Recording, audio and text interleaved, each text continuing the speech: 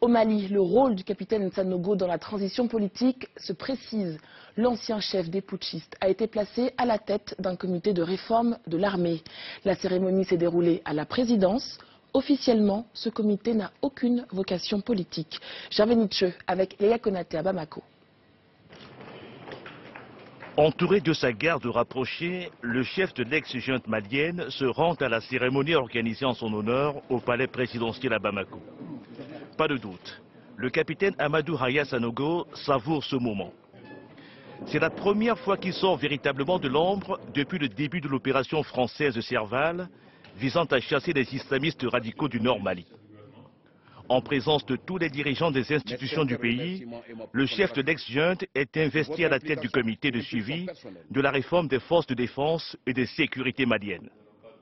Le comité n'a aucune vocation politique et ne saurait se substituer à la chaîne de commandement militaire. Je vous rassure, Excellence, Monsieur le Président de la République, Mesdames et Messieurs distingués invités, que quant à ma personne physique, je ne souhaiterais pas passer un seul instant à la tête de l'entité après cette période de transition au cours de laquelle j'aurais eu le privilège de la conduire sous vos ordres et à vos côtés. Officiellement, les choses sont désormais claires à Bamako. Le capitaine Sanogo devient un collaborateur du président de la transition, John Kounda Traoré.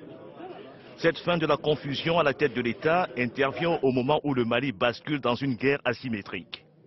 Les principales villes du Nord, dont Gao, sont le théâtre d'attentats suicides commis par des islamistes radicaux.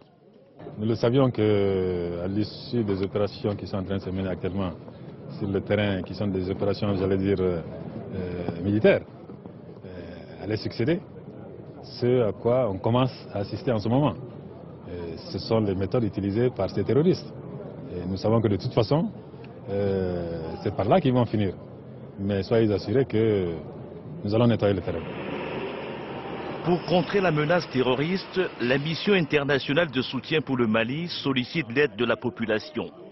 Les habitants de Gao sont invités à dénoncer tout ce qui est suspect, cache d'armes et de munitions, mais aussi les djihadistes, encore présents dans la plus grande ville du Nord.